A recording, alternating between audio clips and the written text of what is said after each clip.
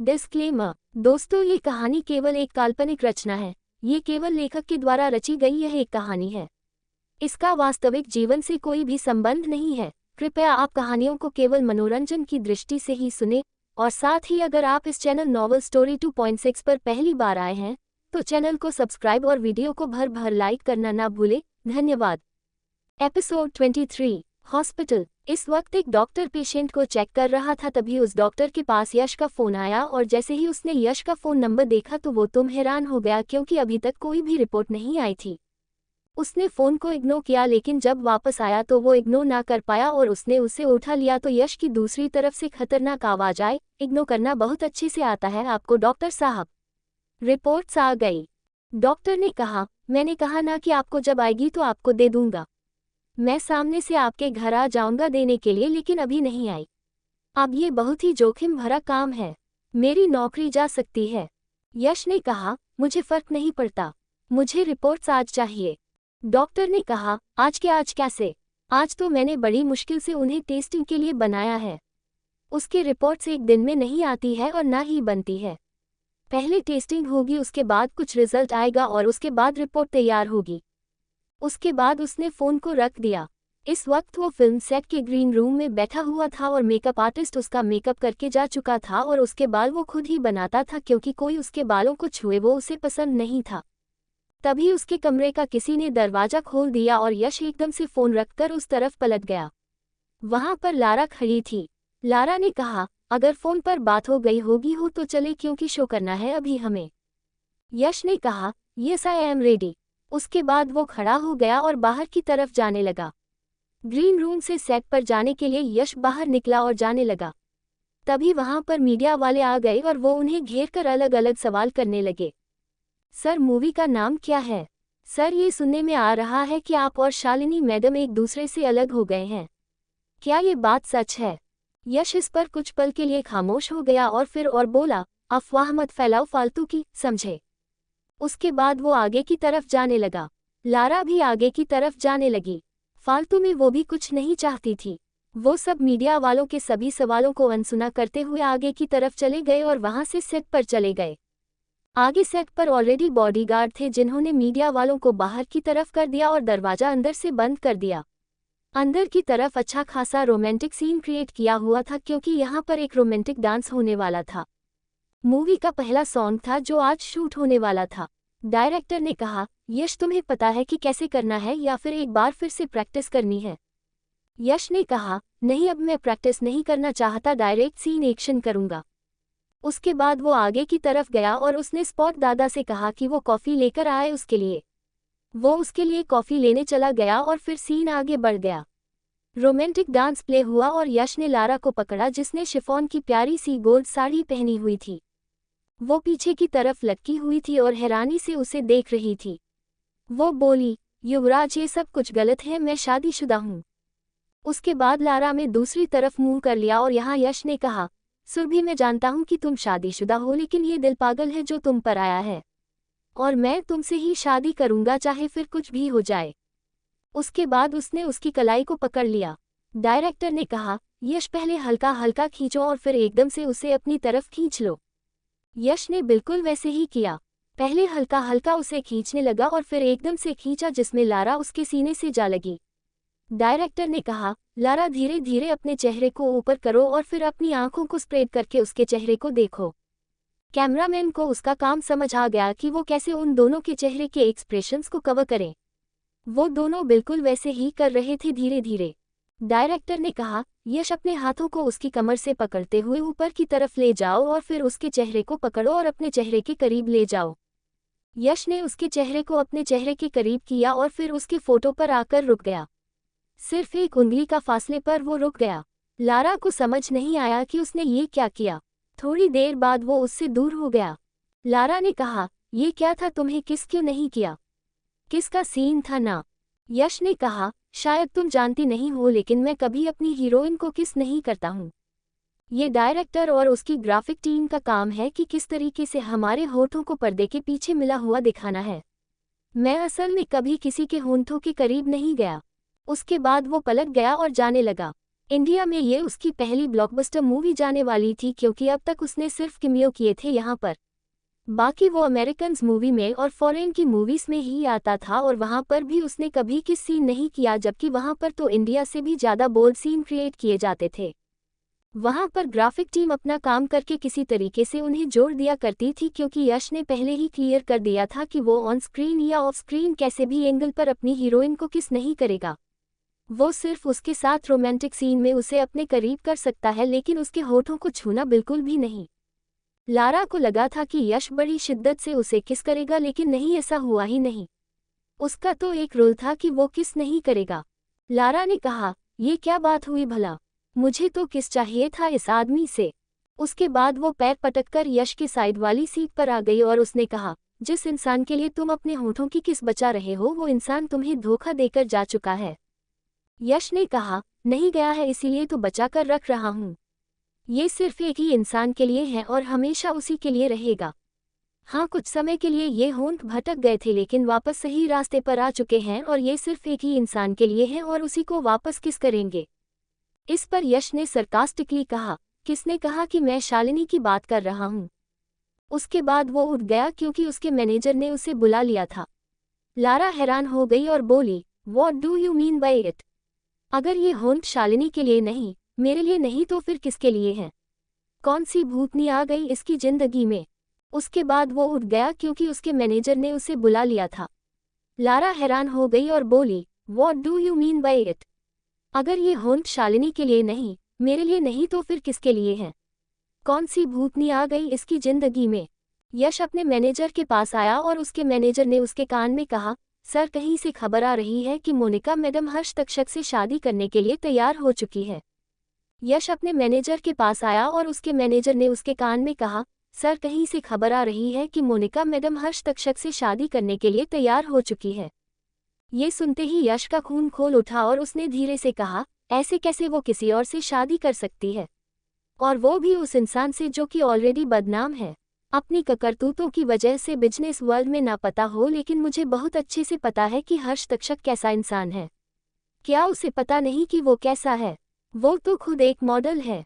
उसके मैनेजर ने कहा, सर, वो मॉडल थी, अब नहीं है।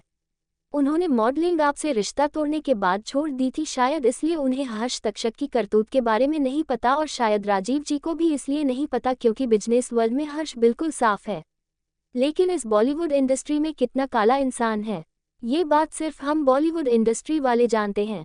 और कहीं से खबर मिली है कि उसने शादी की न्यूज़ को मीडिया में लाने से मना कर दिया है। उसके मैनेजर ने कहा, सर, वो मॉडल थी, अब नहीं है। उन्होंने मॉडलिंग आपसे रिश्ता तोड़ने के बाद छोड़ दी थी, शायद इसलिए उन्हें हर्ष तक्षक की करतूत के बारे में नहीं पता, और शायद राजीव जी को भी इसलिए नहीं पता क्योंकि बिजनेस वर्ल्ड में हर्ष बिल्कुल साफ है, लेकिन इस बॉलीवुड इंडस्ट्री में कितना काला इंसान है, ये बात सिर्फ हम बॉलीवुड इंडस्ट्री वाले जानते हैं। और कहीं से खबर मिली है कि उसने शादी की न्यूज़ को मीडिया में लाने से मना कर दिया है। यश ने कहा, अच्छा, तो फिर अपनी सिक्योरिटी को मोनिका के पीछे लगा दो, समझे? मैं नहीं चाहता कि मोनिका को कुछ ऐसा वैसा ना करे वो इंसान। उसकी वजह से न जाने कितनी लड़कियों की जिंदगी बर्बाद हुई है, और इस हर्ष तक्षक को तुमने देखा हुआ है। उसके बाद वो वहां से अपने घर के लिए निकल गया। उसने पैकअप करवा दिया। डायरेक्ट हैरान हो गया कि वो अचानक से घर क्यों चला गया। उसने आज के आधे सीन्स भी पूरा नहीं किए थे और ना चाहते हुए भी डायरेक्टर को सीन्स को अगले दिन पर ट्रांसफर करना पड़ा था। वहीं दूसरी तरफ सभी शॉपिंग मॉल आए थे। नयन नहीं आया था क्योंकि उसे गुस्सा आ रहा था। वो सुकून को भी जाने नहीं देना चाहता था, लेकिन सुकून को शॉपिंग करने जाना था, इसलिए उसने उसे जाने दिया था। मोनिका आपके लिए एक परफेक्ट गाउन देख रही थी शादी के लिए। उसने कहा, ये ठीक है ना येलो कलर का? मान्यता ने कहा, येलो कलर अजीब नहीं हो जाएगा थोड़ा सा? पिंक कलर, ब्लू कलर, ऐसा कुछ देखो ना, अच्छा लगेगा। उसके बाद वो दूसरा कलर ढूंढने लगे। एक रॉयल ब्लू कलर का मिला जो कि बहुत सुंदर था। मोनिका ने कहा, मैं इसे ट्राई करके आती हूँ। उसके बाद वो उसे ट्राई करने के लिए ट्रायल रूम में गई। उसने जैसे ही ट्रायल रूम का दरवाजा बंद किया तो वो एकदम से डर गई क्योंकि सामने हाथ बांधकर खड़ा था। मोनिका ने कहा, आई एम सॉरी, मुझे नहीं पता था कि तुम यहाँ पर चेंज कर रहे हो। उसके बाद वो मुड़ गई और दरवाजा खोलने लगी, तभी यश ने उसका हाथ पकड़कर अपनी तरफ किया और उसे उस दरवाजे से लगाते हुए बोला, क्या है ये सब मोनिका? तुम शादी कर रही हो?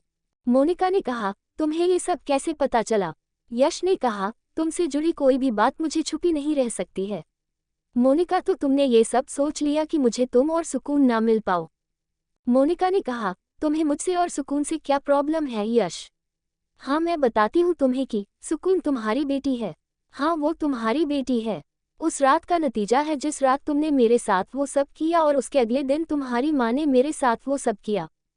मैं आई थी तुम्हें बताने के लिए, लेकिन तुम्हारी माँ ने क्या किया?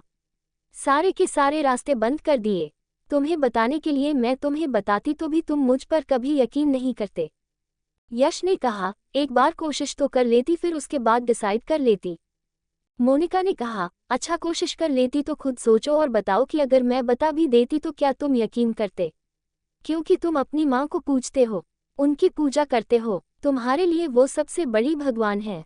क्या तुम अपनी भगवान के खिलाफ जाकर अपनी मोहब्बत की बात मानते? नहीं मानते, कभी नहीं मानते। अपने दिल से पूछ लो यश। और मैं हर्ष तक्षक से शादी करूंगी। सुकून अब उसकी बेटी बनेगी। तुम अपनी शालिनी और अपने बेटे कबीर के साथ खुश रहो। मेरी बेटी का पीछा छोड़ दो।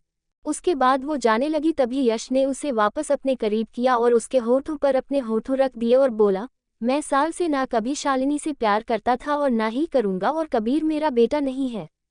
मोनिका की आंखें बिल्कुल बड़ी हो गई और वो बोली, झूठ मत बोलो। यश ने इस पर दरवाजे पर अपना हाथ मारा और कहा, ये सच है। मैं शालिनी के साथ रिश्ते में आगे तो बढ़ गया था, लेकिन मैंने गलती कर दी थी। उसने मुझे उकसाया था ताकि मैं उसके साथ रिश्ता बना लूं, और मैंने गलती की है उसके साथ रिश्ता बनाकर। हुआ हूं मैं उसके साथ इंटीमेट, और मैं मानता भी हूं, लेकिन कबीर मेरा बेटा नहीं है।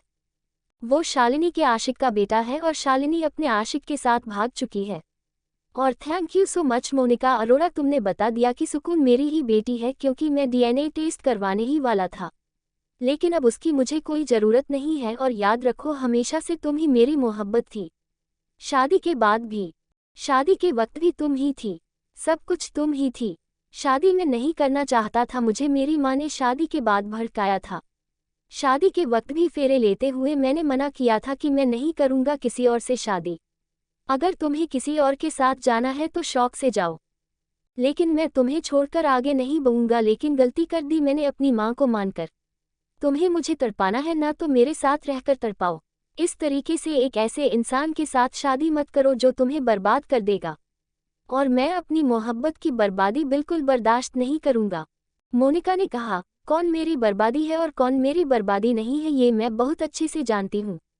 So please stay away from me and my daughter. वो सिर्फ और सिर्फ मोनिका अरोड़ा की बेटी है, सिर्फ मोनिका अरोड़ा। उसके नाम के आगे मैं धनराज कभी नहीं लगने दूंगी, कभी भी नहीं। यश ने अपनी आंखों को सिकुड़ते हुए कहा, मोनिका तुम्हें जो सजा देनी है मैं तैयार हूँ, लेकिन मैं तुम्हारी शादी किसी और के साथ होते हुए नहीं देख सकता।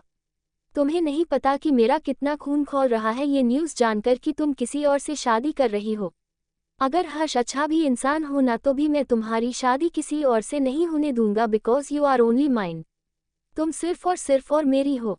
मोनिका ने उस पर उसका हाथ झटक दिया जो कि उसकी बाजू पर कसता जा रहा था, और वो बोली, शट अप, मैंने बोला ना कि तुम्हारी बेटी सुकून नहीं है, वो सिर्फ मेरी बेटी है। अपनी बीवी और अपने बेटे के साथ खुश रहो, समझे?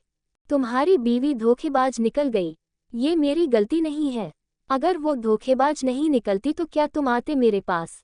नहीं आते। सोचकर देखो अपने दिमाग के साथ। उसके बाद वो तुरंत वहां से चली गई। यश को पता था कि अगर सच में शालिनी कभी धोखेबाज नहीं निकलती और कबीर उसका बेटा निकलता तो वो ना कभी इंडिया आता और ना ही कभी मोनिका को इस तरीके से जानता और समझता और अपने प्यार को वापस रखता। यश ने जोर से दरवाजे पर लात मारी और वो जोर से उसी के अंदर चिल्लाया। अचानक ही बाहर सब किसी को एक आदमी की आवाज़ तो सुनाई दी, लेकिन कहाँ से आई किसी को समझ में नहीं आया। एपिसोड 24। मोनिका वहां से जा चुकी थी और यश वहीं पर था। मोनिका ने उसकी बातों पर यकीन करने से साफ साफ मना कर दिया था, लेकिन यश ने भी फैसला ले लिया था कि वो ये शादी तोड़कर रहेगा। अगले दिन मेंशन में ही एक छोटी सी एंगेजमेंट सेरेमनी थी। मोनिका ने यश के वहां आने से, कुछ भी शॉपिंग करने से साफ मना कर दिया था, इसीलिए उसने अपनी एक नॉर्मल साड़ी निकाल दी थी। वो साड़ी पहनकर तैयार हो चुकी थी। थोड़ी देर में हर्ष अपने बेटे के साथ वहां पर आ गया था। उन दोनों को बैठा दिया गया था। वहां पर ज्यादा लोग नहीं थे, सिर्फ राजीव जी, मान्यता, नूर, नयन, सुकून, बस और कोई नहीं था। मान्यता ने दोनों को अंगूठियां दी और कहा, अभी आप दोनों एक्सचेंज कर सकते हैं। हर्ष ने तुरंत मोनिका का हाथ पकड़ लिया, जिस पर मोनिका बस उसे देखती रह गई। हर्ष ने उसकी रिंग फिंगर में अंगूठी पहना दी। मोनिका ने भी अपने कांपते हुए हाथों से उसकी रिंग फिंगर में अंगूठी को पहना दिया और खुद से कहा, मूव ऑन करना पड़ेगा। उसके बाद उसने गहरी सांस ली और सबने मिलकर लंच किया। हर्ष वहां से चला गया। मोनिका अपने कमरे में बैठी हूँ। वो बस अंगूठी को देख रही थी। तभी उसके फोन पर किसी का फोन आया। उसने देखा कि कोई अननोन नंबर था। उसने इग्नोर किया और चेंज करने के लिए क्लोजेट में चली गई। जब वो बाहर आई चेंज करके, तो उसने देखा से अननोन नंबर से उसे 6-7 बार कॉल आ चुके हैं। उसे समझ ही नहीं आया कि कौन इतना बावला हो रहा है जो उसके साथ बातें करना चाहता है। इसलिए उसने उस फोन पर रेडियल कर दिया और दूसरी तरफ से एक आदमी की आवाज आई, कैसी हो? मोनिका एकदम हैरान हो गई और बोली, यश। यश ने कहा, सगाई मुबारक हो। मोनिका ने कहा, थैंक यू सो मच। यश ने कहा, आज एंगेजमेंट कर ली और कल शादी कर लोगी, है ना? मोनिका ने कहा, बिल्कुल, क्योंकि मैं यही चाहती हूँ। यश ने कहा, बिल्कुल, तुम यही चाहती हो, पर मैं ये नहीं चाहता। इसलिए कोशिश तो रहेगी कि शादी ना हो। तुम्हारी आंखों के सामने उस हर्ष की सारी सच्चाई आ जाए। मोनिका ने कहा, तुम कुछ भी कर लो, मैं हर्ष से ही शादी करूंगी और मुझे प्लीज अब फोन मत करना कभी। उसके बाद उसने फोन को काट दिया। यहाँ दूसरी तरफ सुकून नयन के पास थी और नयन सब कुछ सोच रहा था कि क्या होगा और क्या नहीं होगा। सुकून ने कहा, नोनू, माँ की एंगेजमेंट तो हो गई और कल शादी हो जाएगी। क्या मैं चली जाऊंगी? मैंने मान्यता आंटी और राजीव अंकल के मुंह से सुना था। वो कह रहे थे कि मैं चली जाऊंगी, पर मुझे आपको छोड़कर नहीं जाना। नयन इस पर उसे अपने नीचे कर लिया और उसके साइड में आ गया और उसके गालों के साथ खेलते हुए बोला, तुम कहीं नहीं जा रही हो, तुम यही रहोगी। इसलिए टेंशन लेना बंद कर दो। उसके बाद उसने उसके माथे को प्यार से चूम लिया। सुकून ने इस पर नयन के गाल को टच करते हुए कहा, सच में? नयन ने कहा, सच में तुम कहीं नहीं जाओगी। सुकून ने कहा, और मम्मी मुझे लेकर चली गई तो? नयन ने कहा, नहीं लेकर जाएगी, मैं लड़ लूंगा। सुकून नयन के ऊपर आ गई और उसके चेहरे को अपने दोनों छोटे छोटे हाथों में पकड़ते हुए बोली, सच्ची में नहीं जाऊंगी उनके साथ, मैं यही रहूंगी। मुझे आपके साथ शादी करनी है, बड़े होकर, इसलिए मैं आपके पास रहूंगी। उसके बाद उसने उसके सीने पर सिर रख लिया। वो उसके दिल की धड़कन सुकून से सुन पा रही थी। वो बोली, आपकी हार्ट बीट इतनी तेज क्यों हो गई? सुकून की इस बात पर नयन ने कहा, क्योंकि आप ना यहाँ पर, मेरे सीने के पास, इसीलिए अभी सो जाओ। सुकून ने कहा, अभी तो थोड़ी देर पहले सोकर उठी थी, फिर से सो जाऊं? मेरे साथ कोई गेम खेलो ना। आप ही कोई गेम नहीं खेलते, बाहर जाकर क्रिकेट खेले। उसके बाद वो उठकर खड़ी हो गई और फिर नयन का हाथ खींचने लगी। नयन भी खड़ा हो गया और फिर उसे अपनी गोद में लिया। फिर सुकून को लेकर नीचे की तरफ आ गया और सीधा वहां से बाहर की तरफ गया। मोनिका भी इस वक्त नीचे की तरफ उतर रही थी। जब नयन सुकून को लेकर जा रहा था, उसे समझ में नहीं आया कि नयन उसको लेकर कहाँ जा रहा है। इसलिए उसने अपने कदमों को तेज कर दिया और वो बाहर की तरफ आ गई, जहां पर सुकून बॉलिंग कर रही थी और नयन बैटिंग कर रहा था। सुकून ने बॉल फेंककर मारी और नयन ने डायरेक्ट 6 दिया। सुकून ने कहा, आपने तो फर्स्ट टाइम पर ही 6 मार दिया। नयन ने कहा, तो अच्छे से दो ना, नहीं कर पाऊंगा। सुकून ने इस पर अपने हाथ को एक बार राउंड राउंड घुमाकर ऊपर से दिया, तो भी नयन ने एकदम से 6 किया। सुकून ने कहा, ये गलत बात है, मैं करूंगी बैटिंग। उसके बाद सुकून बैट लेने को आई। नयन ने कहा, रुको, मैं आपको आपका बैट देता हूँ, ये बहुत भारी है। उसके बाद नयन ने वो बैट नीचे में रख दिया और फिर उसके लिए छोटे वाला बैट लेने गया। लेकिन सुकून को वही चाहिए था जिस पर नयन खेल रहा था। उसने उसे उठाना चाहा, वो काफी भारी था, उससे वो उठ नहीं रहा था। तभी नयन को सुकून की चीख सुनाई दी। नयन तुरंत पलट गया। उसने देखा कि हल्का सा बैट का किनारा उसके सर पर लग गया था। उसे खींचने के चक्कर में वो नीचे गिर गई थी और रो रही थी। नयन तुरंत उसकी तरफ भागा और अपनी गोदी में लेते हुए बोला, मैंने कहा था ना कि ये आपके लिए नहीं है, तो आपने इसे क्यों उठाया? सुकून ने रोते हुए कहा, लग गई मुझे। नयन ने उसके सर को देखा, जहां पर हल्का हल्का रेड हो गया था। उसने एक नौकर को बोला कि ये सारा का सारा सामान वापस रखवा दे। वो उसे लेकर घर के अंदर आ गया। जब सब ने उसके रोने की आवाज़ सुनी तो हर कोई बाहर आ गया। मोनिका उन दोनों को खेलते हुए देखकर वापस अंदर की तरफ चली गई थी, लेकिन सोफे पर बैठ गई थी। जब उसने सुकून के रोने की आवाज़ सुनी तो वो बोली, सुकून। उसके बाद वो सीधा उसकी तरफ चली गई। मोनिका सुकून के पास आए और उसे अपनी गोदी में लेना चाहा, लेकिन सुकून, जो कि नयन की गोद में थी, उसे साइड कर दिया और कहा, आप ये राइट खो चुकी है कि आप अपनी बेटी को गोद में ले, समझी। उसके बाद वो सीधा उसकी तरफ चली गई। मोनिका सुकून के पास आए और उसे अपनी गोदी में लेना चाहा, लेकिन सुकून, जो कि नयन की गोद में थी, उसे साइड कर दिया और कहा, आप ये राइट खो चुकी है कि आप अपनी बेटी को गोद में ले, समझी। उसके बाद वो उसे लेकर सोफे पर आया और कहा, मम्मी, फर्स्ट एड लेकर आओ। मान्यता जल्दी से फर्स्ट एड लेकर आ गई और नयन को दे दिया। सुकून के सर पर हल्का सा लग गया था और खून बह रहा था। नयन ने पहले उसे साफ किया और फिर फूंक मार कर वहां पर दवाई लगाई और हल्की सी पट्टी कर दी। सुकून ने कसकर नयन के हाथों को पकड़ा हुआ था। मोनिका उसके पास आए और बोली, क्या हुआ बेटा? सुकून ने अपने आप को मोनिका से बिल्कुल दूर कर दिया और नयन के पास चली गई। मोनिका ने कहा, सुकून, आप मेरे पास क्यों नहीं आ रही हो? सुकून ने कहा, क्योंकि आप अच्छे नहीं हो, आप मुझे शादी करके मेरे नोनू से दूर करोगी, इसीलिए मैं आपके साथ नहीं रहूंगी। उसके बाद वो वापस नयन के पास चली गई। नयन ने टेढ़ी निगाहों से मोनिका को देखते हुए कहा, देख लिया होगा अंजाम, अगर शादी करोगी तो क्या होगा। उसके चेहरे पर एक डेविल स्माइल आ गई। फिर वो सुकून को अपनी बाहों में संभाल कर वहां से चला गया। मोनिका उसे जाते हुए देखते रह गई। क्या मतलब था कि उसने उसकी बेटी को उसके खिलाफ ही भड़का दिया था। मान्यता मोनिका के पास आए और बोली, रिलैक्स करो। मोनिका ने कहा, क्या रिलैक्स करूं? नयन ने मेरी बेटी को मेरे खिलाफ कर दिया। मेरी बेटी कल मेरे साथ नहीं जाएगी। मान्यता ने कहा, जाएगी, तुम चिंता मत करो। तुम्हें छोड़कर वो कहाँ रहेगी? वो नयन के पास नहीं रहेगी। वो तुम्हारी है तो तुम्हारे पास रहेगी। वो तुम्हारी और हर्ष की जिम्मेदारी बनेगी। अब चिंता मत करो। मोनिका शौक से उसे देख रही थी। उसे समझ नहीं आ रहा था कि ये एकदम से सुकून को क्या हो गया था। यहाँ सुकून नयन को पकड़े हुए कमरे में आ गई और उसने कहा, मैंने मम्मा को बोल दिया कि मैं उनके साथ नहीं रहूंगी। अब तो आप मेरे पास रहोगे ना? नयन ने कहा, मैं आपके पास रहूंगा। उसके बाद उसने उसके गालों को प्यार से किस किया और फिर वहां से क्लोजेट में चला गया। सुकून उसके बिस्तर पर आकर लेट गई। चोट लग गई थी, शायद इसीलिए वो थक गई थी। वो तुरंत सो गई। थोड़ी देर में नयन बाहर आया।